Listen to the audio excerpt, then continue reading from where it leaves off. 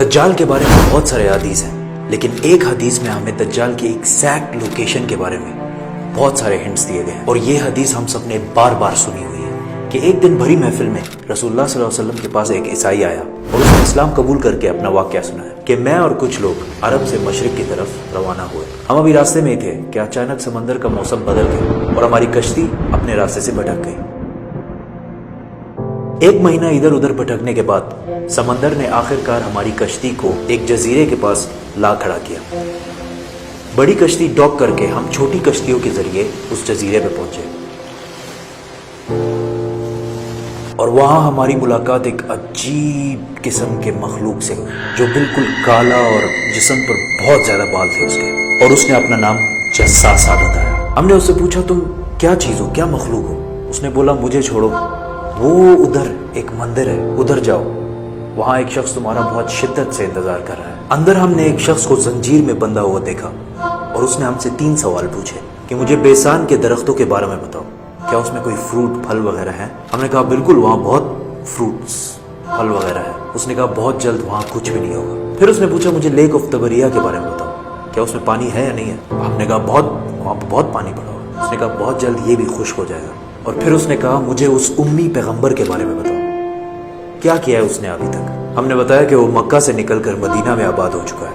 اس نے کہا کیا واقعی وہ یثرب مدینہ آ چکا ہے؟ یہ کہتے ہی اس نے کہا کہ اب میں بتاتا ہوں کہ میں کون ہوں، میں ہوں دجال، اور بہت جلد میں اپنی قید سے آزاد ہو جاؤں گا اور تمام علاقوں میں جاؤں گا سوائے مدینہ یعنی یثرب کے۔ رسول اللہ صلی اللہ علیہ وسلم نے تمام لوگوں کو مخاطب کر کے کہا اے لوگو، یہ ہے یثرب مدینہ۔ تمیم الداری جو کہہ رہا ہے مجھے اس میں سچائی نظر آ رہی ہے۔ یاد رکھو دجال شام کے سمندر میں ہے اور نہ یمن کے سمندر میں۔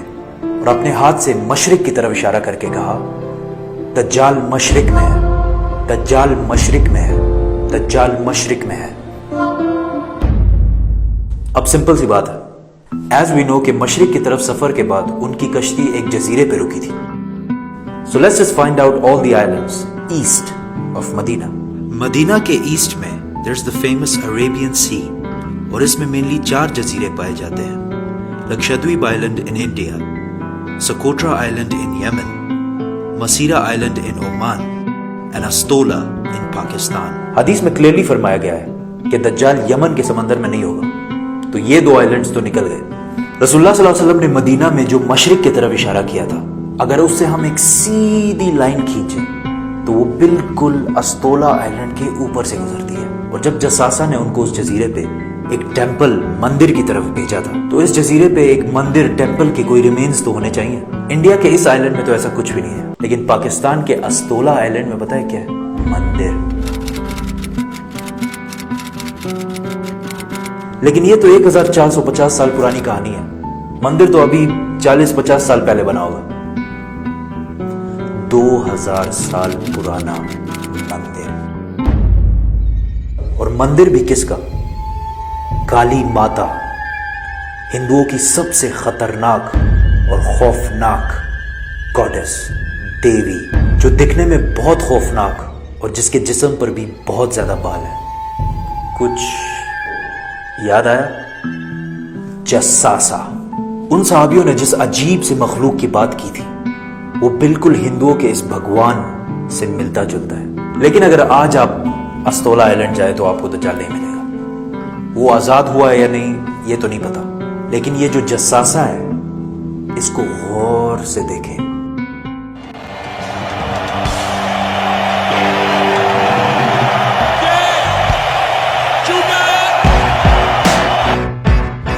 نائنٹین 70 کے امریکن میوزک انڈسٹری کے سب سے بڑے بینڈز میں سے ایک بینڈ رولنگ سٹونز ہے۔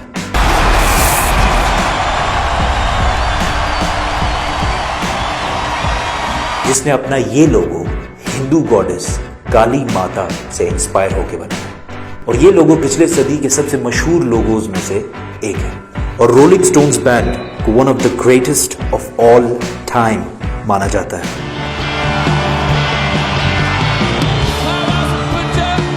ون وے اور دی ادر، دجال کے جزیرے والے جساسا کا پوری دنیا کے میوزک انڈسٹری اور فلم انڈسٹری کو شیپ کرنے میں بہت بڑا ہاتھ ہے۔ کوئنسیڈنس؟ اور maybe not.